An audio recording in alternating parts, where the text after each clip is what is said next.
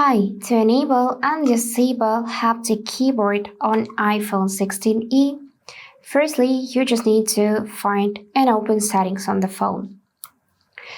Now, in your main settings, find section sounds and haptics, select it, and after that, scroll a bit down to find keyboard feedback.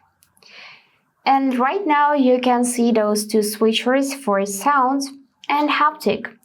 So to enable or disable haptic keyboard, you need to tap on the corresponding switcher like this. If you can see that it is white, then haptics is turned off, so you will not feel any haptic feedback, which is slight vibration.